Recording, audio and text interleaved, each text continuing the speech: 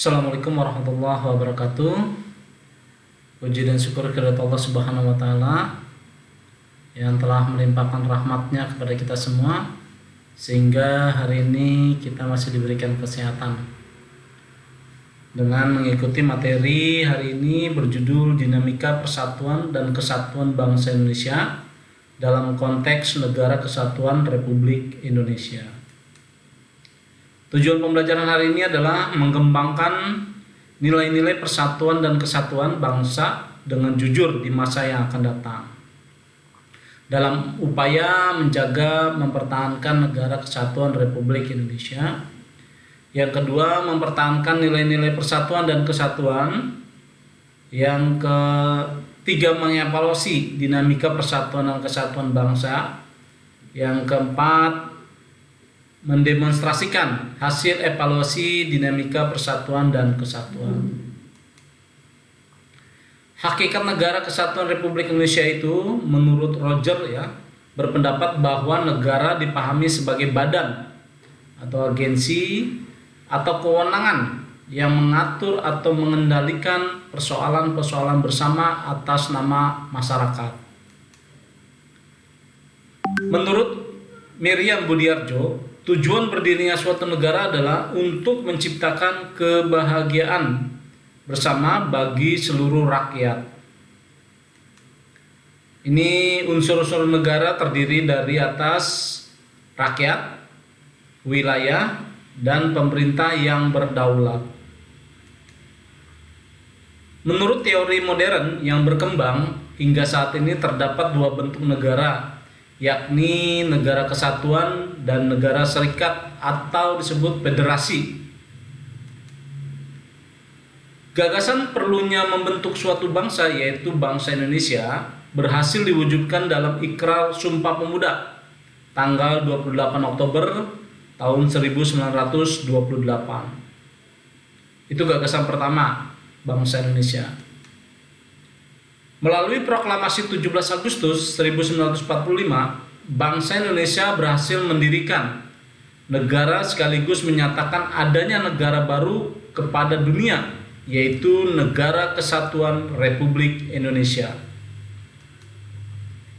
Adapun faktor-faktor penting pembentuk bangsa Indonesia antara lain sebagai berikut. Yang pertama, adanya persamaan nasib. Yang kedua, adanya keinginan bersama untuk merdeka. Yang ketiga, adanya kesatuan tempat tinggal. Yang keempat, adanya cita-cita bersama untuk mencapai kemakmuran dan keadilan sebagai suatu bangsa. Dalam alinea keempat, pembukaan Undang-Undang Dasar Negara Republik Indonesia tahun 1945 terdapat upaya pembentukan suatu pemerintahan negara Indonesia yang melindungi segenap bangsa Indonesia dan seluruh tumpah darah Indonesia. Sebagai negara kesatuan, Indonesia menganut asas desentralisasi dalam penyelenggaraan pemerintah. Pasal 18B ayat 2 memberikan tempat dan menghormati keberadaan masyarakat adat beserta hak-hak tradisionalnya yang sudah lama ada, bahkan hingga kini masih hidup di tengah-tengah masyarakat setempat. Selanjutnya yang ke B, yaitu persatuan dan kesatuan bangsa Indonesia dari masa ke masa. BPUPKI atau dalam bahasa Jepang bernama Dokuritsu Zumbi Chosakai dibentuk oleh pemerintah pendudukan Jepang pada tanggal 1 Maret 1945. BPUPKI bertugas menyelidiki berbagai hal terkait dengan aspek politik, ekonomi, pemerintahan, dan hal-hal lain yang diperlukan bagi pembentukan sebuah negara merdeka. Tujuan sidang BPUPKI adalah membahas bentuk negara Indonesia serta merumuskan dasar negara Indonesia. Bentuk negara kemudian disepakati yaitu NKRI atau Negara Kesatuan Republik Indonesia. Pada 19 Agustus 1945, PPKI menetapkan pembagian wilayah bekas Hindia Belanda ke dalam 8 provinsi Indonesia yang masing-masing dipimpin oleh seorang gubernur. Provinsi-provinsi tersebut meliputi antara lain adalah Sumatera, Jawa Barat, Jawa Tengah, Jawa Timur, Sunda Kecil, Borneo atau yang sekarang disebut Kalimantan, Sulawesi, dan Maluku. PPKI kemudian dibubarkan dan dibentuk Komite Nasional Indonesia Pusat atau KNEP yang diresmikan pada 29 Agustus 1945 dan diketuai oleh Kasman.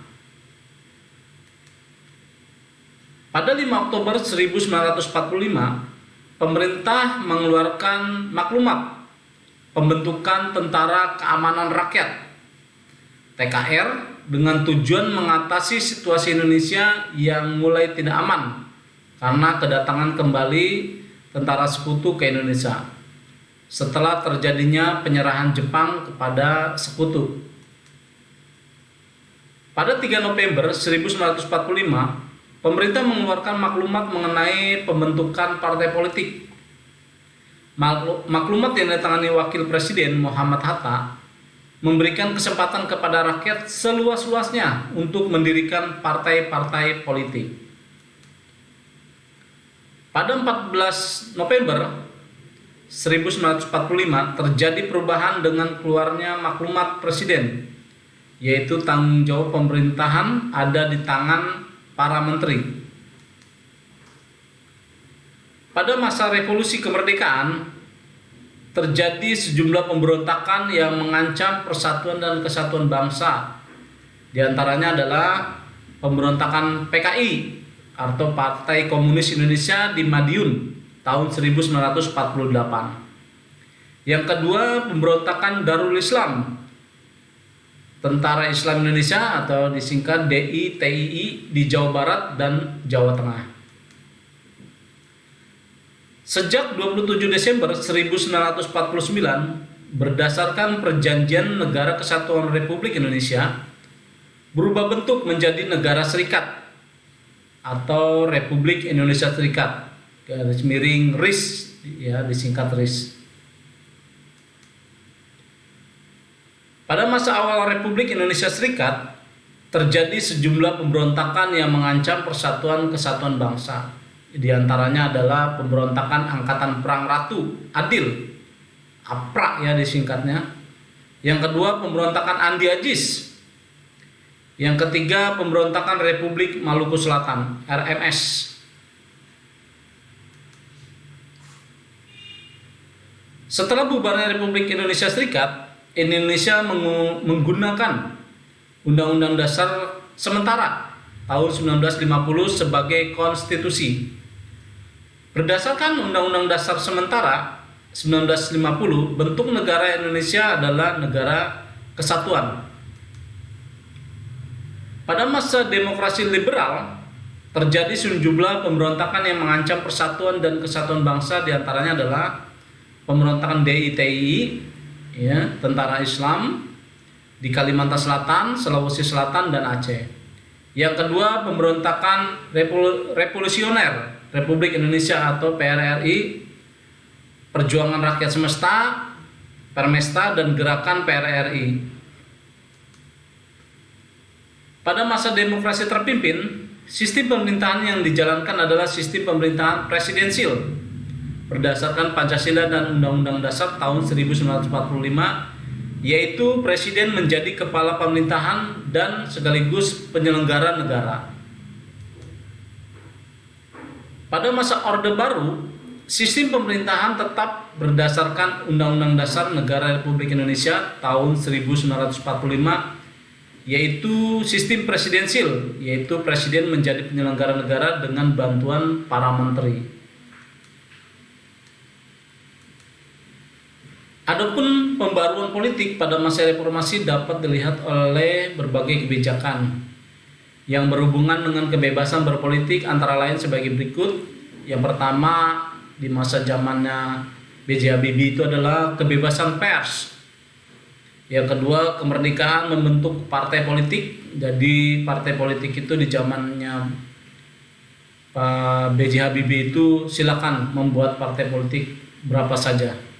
Yang ketiga, terselenggaranya pemilu yang demokratis.